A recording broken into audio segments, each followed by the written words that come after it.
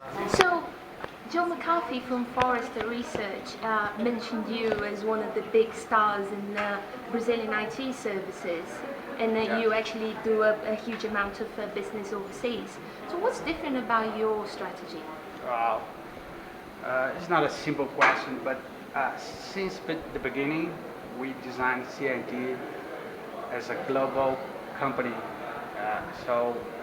Since day one, 16 years ago, we are trying to promote this company as a global multicultural company. Mm-hmm. So for us, it's not an option.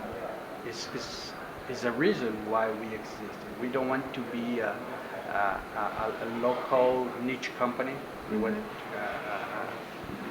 year over year show that we can promote our culture, our way to see IT generating value to our customer in global scale. So we think about this all the time. So that's probably the main reason why we couldn't get or moving fast in this international market than our competitors. Can you give us examples of how you're sort of positioning yourselves as a global company? What exactly do you do to position yourselves that way? Well, our customers are usually global customers, very, very big companies, and we support them in multiply regions, as in Latin America, US, Asia Pacific. So we provide the same services, the same consistency of services worldwide for their marketing departments, for their finance departments. So we can collaborate among regions to provide a very consistent services for them worldwide. This is something, as Cesar told, we believe that there will be no local company. There will be no room or very small room for niche local companies in Brazil. Even if Brazil grows a lot, we invest and dedicate our time to grow abroad, because there will be very little space to the ones that cannot learn from this global environment and just compete in the local market.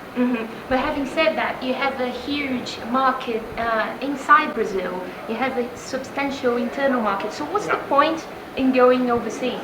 Because this market will not exist for us if you do not develop these strengths overseas.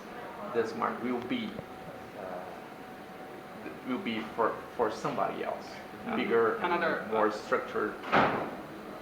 Another point is, it's a very short-term thinking, because can you really imagine that if you are not developing your competitiveness in a global scale, 10 years from now, will the Brazilian multinationals buy your services? Probably they would buy now, because they have few alternatives, but it's a global market. IT is a global market since day one. So really, if you have a long-term vision of this market, there's no way to avoid develop your company to compete globally. That's a fundamental reason why 10 years from now, we'll be out of the market. That's why. Okay. So now, can you comment on the challenges involved in building a global company such as yours? I think IT, in our view, is much more about people than technology. And the main challenge is how you put together Brazilians, Americans, Japanese, Chinese people, Indian people to cooperate in the same culture, in the same value proposition, to make a different company with a creative company, and how to really move away from the standard boring offshoring mainstream companies that exist. That's the main challenge we put for our people. Let's build a company that is competitive, is aggressive in the terms of generating value, but it is a very dynamic and good place to work.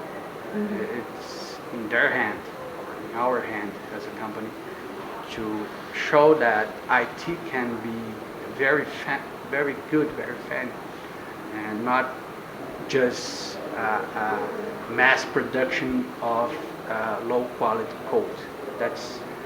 We can be creative, we can be proactive, we can understand the challenge of our customer, we can innovate in any different areas, in methodology, in ideas for the business we are dealing with. So that's creating this environment globally with different with people from different groups. I think is the main challenge, but this is also what make it worth to work for.